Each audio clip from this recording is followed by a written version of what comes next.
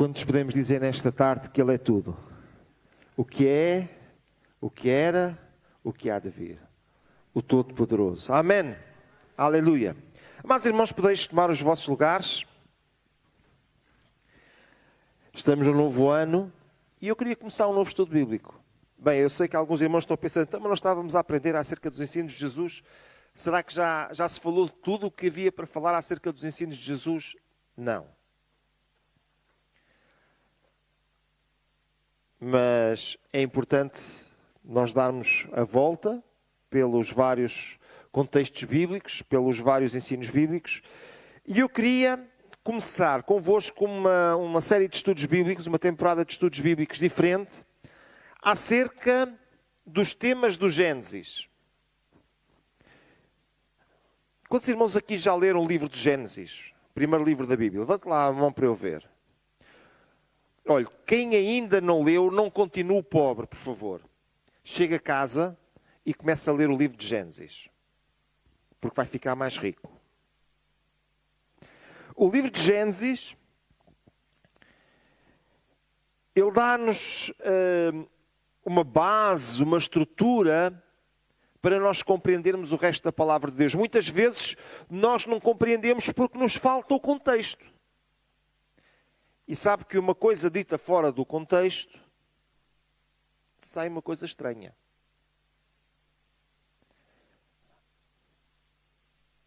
Hoje eu queria fazer uma pequena introdução a este grupo de estudos bíblicos e prometo aos irmãos que, se Deus quiser, já no próximo domingo eu vou falar sobre um dos assuntos que vem logo no primeiro capítulo, que é o caos. Você quer falar sobre o caos? Tem que estudar o primeiro capítulo de Gênesis. Façamos então uma pequena introdução ao livro e será esse o nosso estudo de hoje. Portanto, a nossa abordagem ela vai ser temática. Eu não vou fazer uma abordagem textual, ou seja, eu não vou pegar no texto e começar a analisar versículo por ali fora. Irei fazer uma abordagem aos temas que são abordados no livro de Gênesis. O livro de Gênesis, ele transmite-nos um conjunto de temáticas que depois vão ser desenvolvidas ao longo da Bíblia e que nós precisamos delas para a nossa vivência cotidiana cristã. Então, meus amados irmãos, vale a pena estudar o livro de Gênesis. Cada tema, no seu sentido original, no contexto original, mas também cada tema naquilo que representa para nós hoje. E iremos recorrer aos textos de Gênesis, primordialmente, mas não só, e também aos contextos do livro de Gênesis. Bem, porquê que o livro de Gênesis se chama livro de Gênesis?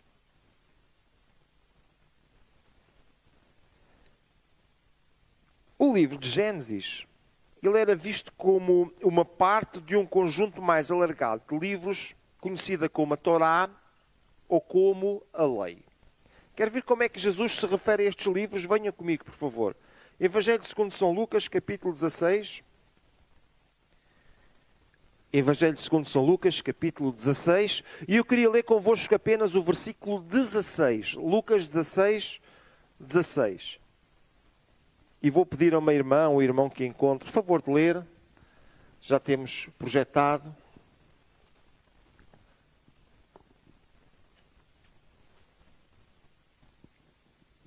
Quer ler? Preciso da vossa ajuda, por favor.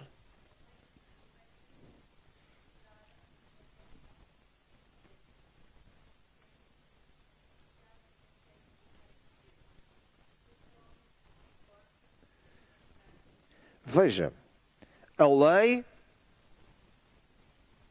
e os profetas. É exatamente assim que Jesus sintetiza o Velho Testamento. A lei referia-se aos 5 primeiros livros da Bíblia. Então, este livro de Gênesis, ele aparece dentro deste grupo, dentro deste conjunto de livros, como sendo o primeiro. Este nome surge através da versão dos 70, ou seja, da tradução que foi feita por 70 homens sábios, do hebraico para o grego, e este nome é utilizado e ele é chamado como o livro do princípio, o livro da origem, o livro do início ou o livro do começo. Tudo isso são palavras sinónimas desta palavra Gênesis. Se nós formos pensar, porquê é que eles lhe deram este nome? Este nome tem a ver com a primeira palavra do livro. O livro em hebraico, ele aparece lá, Bereshit Bara, e Bereshit significa literalmente antes de tudo, no início de tudo, no princípio de tudo. E eu lamento muito, mas eu não sei dizer-vos o que é isso.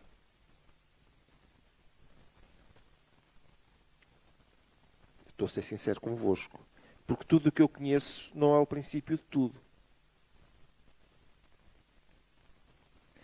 A nossa vivência é a vivência que tudo vem de outra coisa, tudo surge por outra coisa e há alguma coisa que dá origem a outra. No fundo, nós estamos habituados a viver em que as coisas vêm da transformação de alguma coisa. Mas agora surge-nos no livro do Gênesis, antes que houvesse alguma coisa para dar origem a alguma coisa, é nessa altura que ele começa. E isso é o princípio de tudo. E como eu expliquei, isso é algo tão lá para trás e tão desconhecido de nós hoje, que por muito que eu queira, eu não vos consigo explicar. É difícil, não é? Mas é verdade. Antes que alguma coisa existisse, aquele que é eterno já existia. E antes que houvesse este processo em que coisas dão origem a outras coisas, havia um Deus que é tudo em si próprio e Ele criou. Então, este ato de criar a partir do nada, o tal Bará que aparece lá no primeiro versículo, ele dá-nos o mote para o nome deste livro, Gênesis. Antes de tudo, no começo, no princípio, antes que houvesse alguma coisa. Tentemos olhar para a macrovisão do livro, ou uma pequena síntese deste livro. Este livro começa com o início. E o início de quê? Olha, o início da raça humana. Foi um início bonito. O início de tudo. O início da humanidade. O início das promessas. Os acontecimentos que se deram entre Adão e Sem. Estamos a falar aqui num conjunto de eventos onde está incluído, por exemplo, o dilúvio. E depois nós temos uma segunda parte do livro, onde aparece uma família escolhida. E então aparece-nos aqui a vida de Abraão, a vida de Isaac, a vida de Jacó, a vida de José.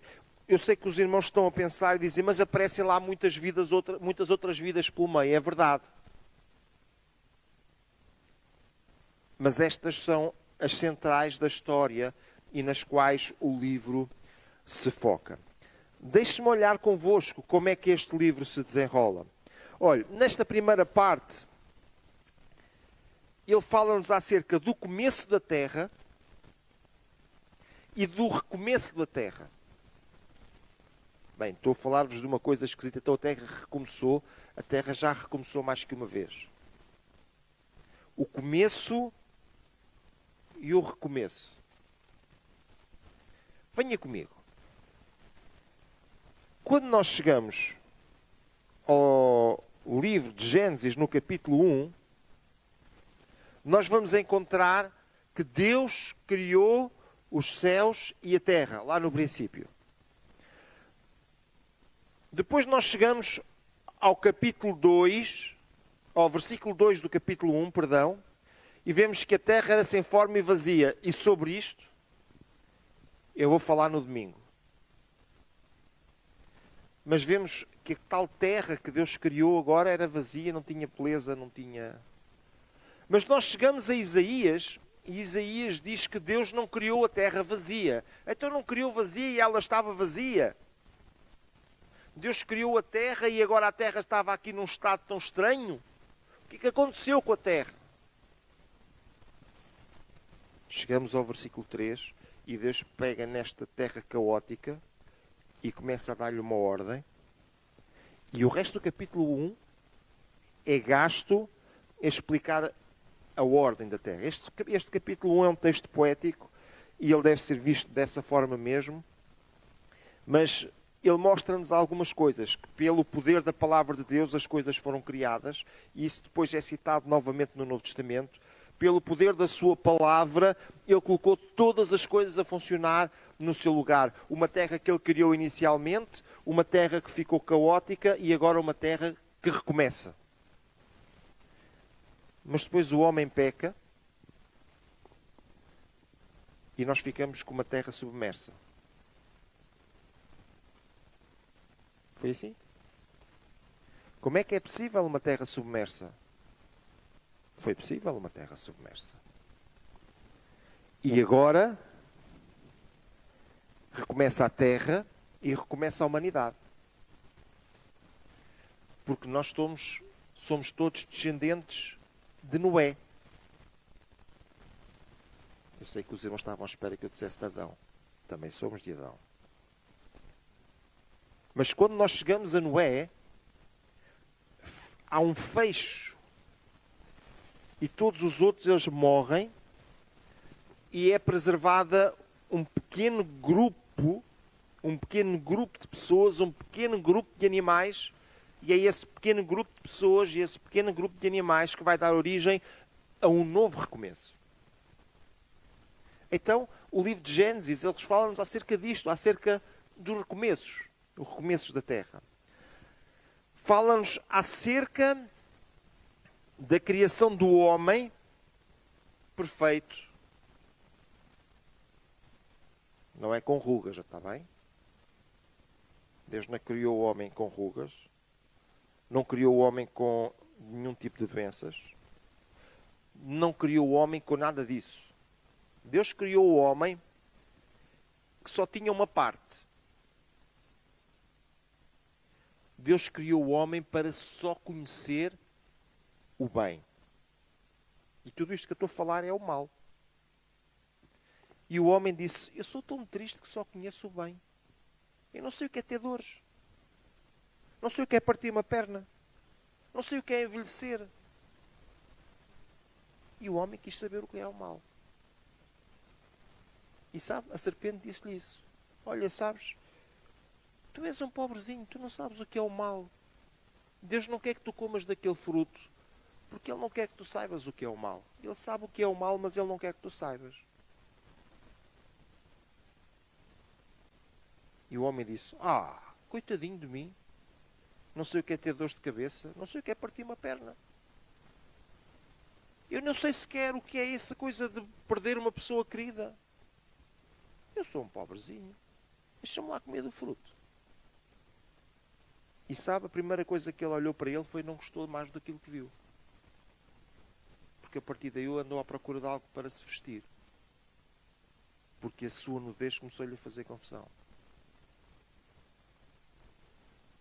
Deus criou o homem e aparece a criação do homem e a queda do homem. Mas com a queda do homem surge uma nova situação e ela vai ser muito bem apresentada no livro de Gênesis e que serve de base para o resto da compreensão de toda a Bíblia, que é as promessas de Deus para um homem caído. O homem que cai necessita do Deus que cuida dele e que lhe começa a fazer promessas. E agora o livro de Gênesis, ele vai começar a trazer promessas. Promessas extraordinárias para o homem. Ainda voltarei a este assunto hoje. Mas temos uma segunda parte. E temos uma segunda parte relacionada com as histórias. A história de Abraão, A história de Isaac, a história de Jacó, a história de José. E há aqui dois personagens importantes na Bíblia que ainda assim não fazem parte deste grupo. Um deles é Ismael.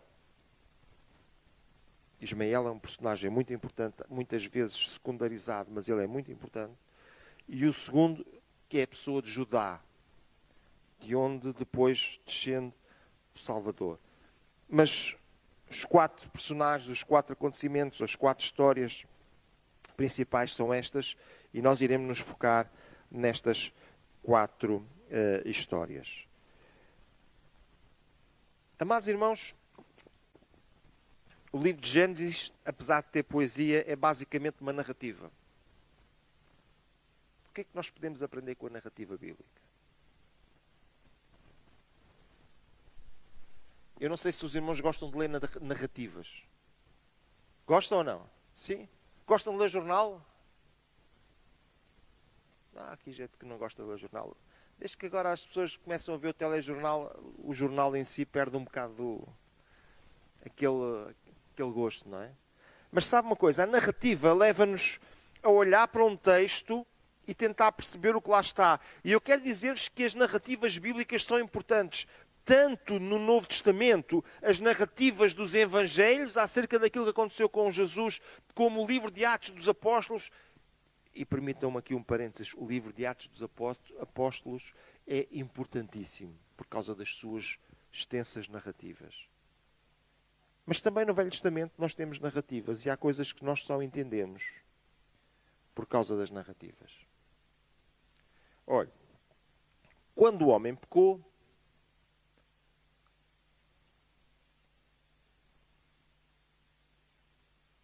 Deus falou com o homem. Venha comigo. Gênesis capítulo 3, verso 15. Vou pedir a uma irmã, um irmão, que possa me ajudar com esta leitura. Gênesis capítulo 3 e no verso 15. Obrigado aos nossos irmãos do projetor que já têm aqui o texto. Um irmão que queira ler, faz favor.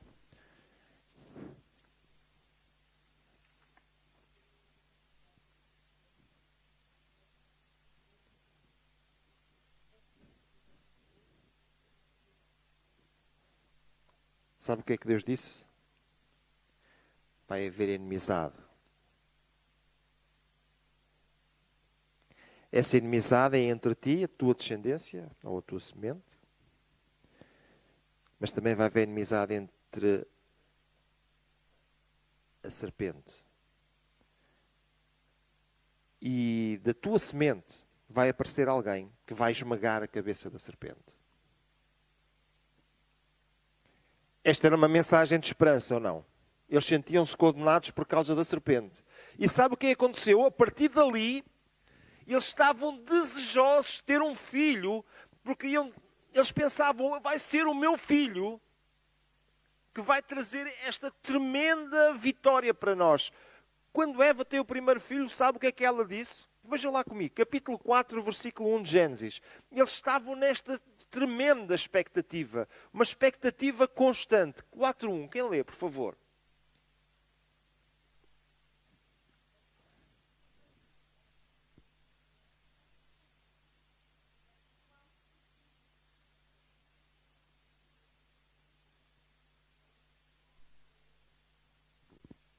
O que é que ela disse? Tive um filho homem.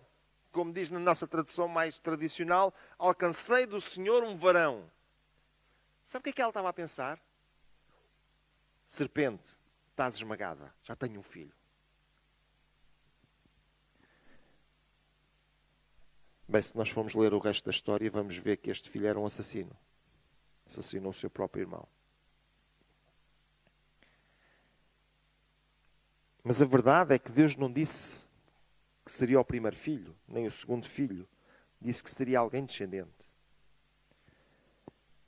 E muitos anos depois, nascido de mulher, veio um chamado Jesus Cristo.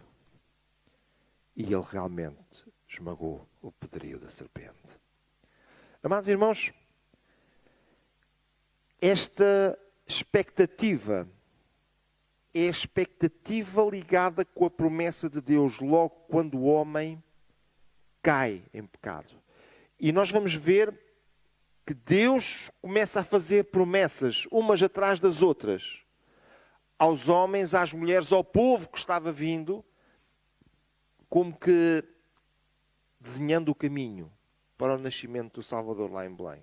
Tudo isto começou a ser desenhado, sabe quando? No dia em que o homem pecou. O homem até pecar não precisava de um Salvador. Quando ele pecou, ele precisou de um Salvador.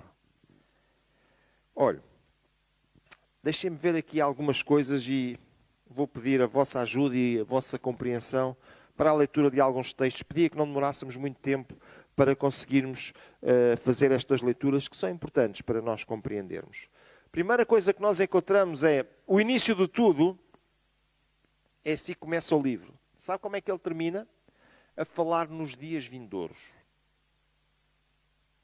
Bem, no capítulo 1 nós já citámos o texto e ele diz que no princípio criou Deus os céus e a terra.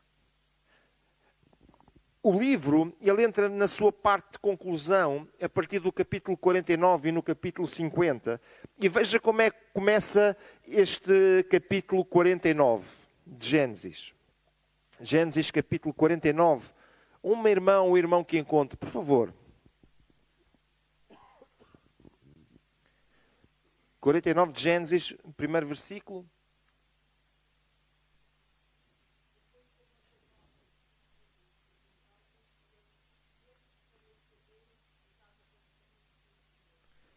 Eu vos farei saber o que há de acontecer nos dias vindouros. E se você continuar a ler este texto, é um texto profético de uma profundidade extraordinária.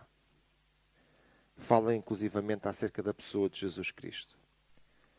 Aquele que ainda hoje nós falamos dele acerca do leão da tribo de Judá. Vem daqui deste texto. Então, meus amados irmãos, o livro de Gênesis começa com o início de tudo e termina apontando para um futuro em que viria realmente o Salvador, que viria trazer liberdade para o povo. Depois, este texto, este livro, ele fala acerca da criação e da queda do homem. Ele começa com o homem num jardim e continua com o homem expulso do jardim. Nós depois vamos, com mais calma, abordar estes assuntos. Eu hoje estou mesmo só fazendo a introdução. Mas ele vai terminar acerca de um reino de Judá futuro. Como é que é isto, um reino de Judá futuro? Gênesis capítulo 49 e no versículo 8 até ao versículo 10, iremos ler apenas este texto para ficarmos com alguma ideia já na nossa mente. O irmão que me queira ajudar, por favor.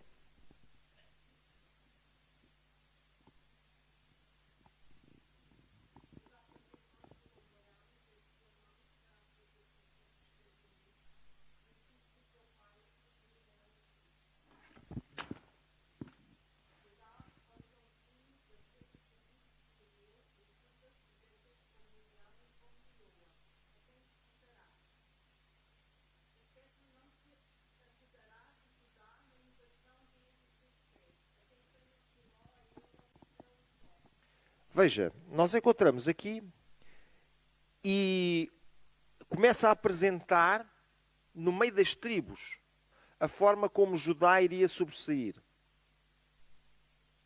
Não está-se referindo à pessoa. Está-se a referir à descendência da pessoa. E depois começa a falar acerca do leão, do leãozinho. E começa a falar acerca de um cetro. E depois vai até Siló, e Siló era o lugar onde estava a tenda, onde a tenda foi colocada quando o povo de Israel, ele chegou e assentou reais em Jerusalém,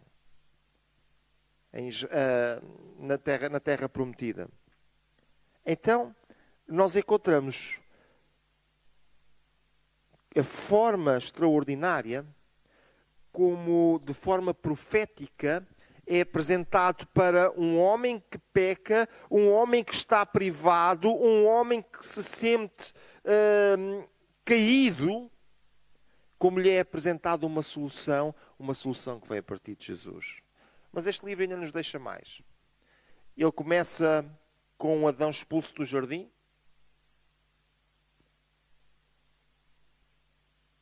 E ele continua com um Jacó que morre, não morre na sua terra, da mesma forma que Adão não fica no jardim e é expulso, Jacó, ele é expulso pela fome e fica no Egito. Mas quando ele morre, ele é levado para a sua terra. Igualmente José, quando morre, ele não é levado para a sua terra de imediato, mas ele faz garantir a sua descendência que quando Deus libertasse o povo de Israel do jugo dos egípcios, que eles iriam pegar nos seus ossos, iriam transportar os seus ossos de volta para a terra prometida, para ele ser sepultado lá. Amados irmãos, este texto é extraordinário. O texto começa com a forma como o pecado, ele pega no homem e ele o retira do lugar onde ele deveria estar. O homem foi criado para estar no jardim, foi lá que Deus o colocou. Mas ele termina mostrando que Deus tem um escape, Deus tem uma solução. E mesmo para um povo perdido e exilado lá no meio do Egito, e o Egito é um símbolo deste mundo, mesmo lá, há esperança para que quando os seus olhos se fechassem, eles voltassem para a terra. E meus amados irmãos, quando os nossos olhos se fecharem, nós voltaremos para a terra. Nós voltaremos para este jardim tão maravilhoso. Este lugar que Deus preparou para nós. Este lugar que Jesus Cristo veio preparar lá no céu para nós. E deixem-me concluir. A serpente que incitou à rebelião. Sabe o que é que a serpente disse a Eva? Deus disse-lhe: ó Eva, no dia em que tu comeres deste fruto, tu vais morrer. Sabe o que é que a serpente disse a Eva? Eva, tu não vais morrer. O que é que a serpente estava dizendo? Olha, Deus não falou a verdade. Deus enganou-te. Sabe o que aconteceu a Eva? Veio a morrer.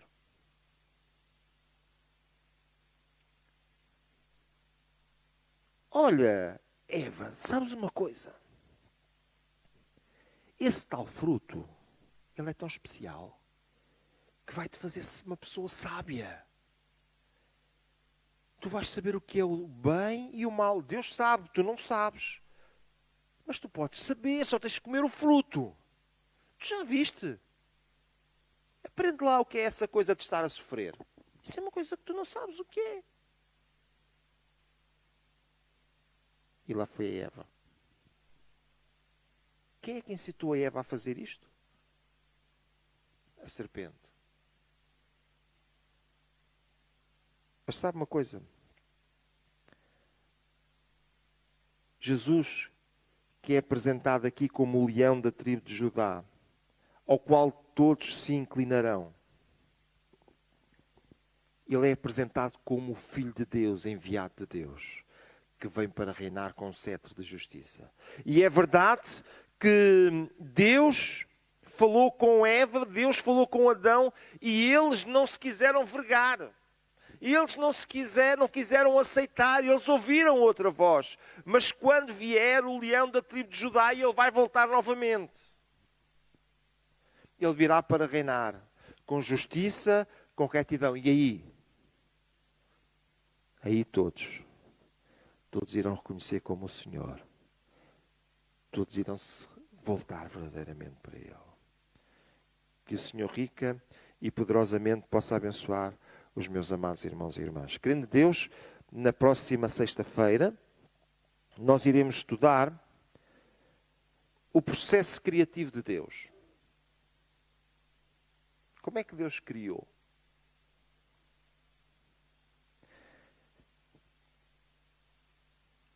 Não venham preparados para saber tudo.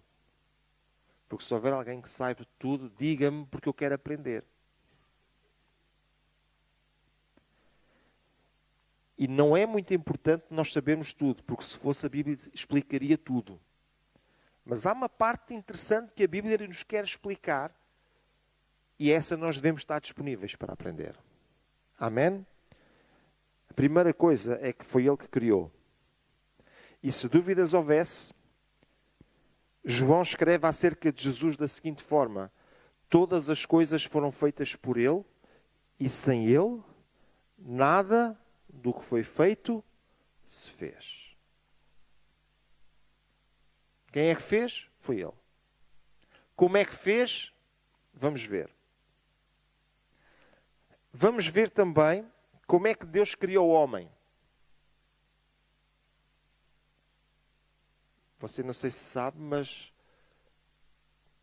Deus preocupou-se em criá-lo bem. Se nós não nos tivéssemos estragado, nós éramos muito bons. Porque Deus criou-nos muito bem. Que o Senhor nos ajude. Esse será o nosso estudo da próxima sexta-feira.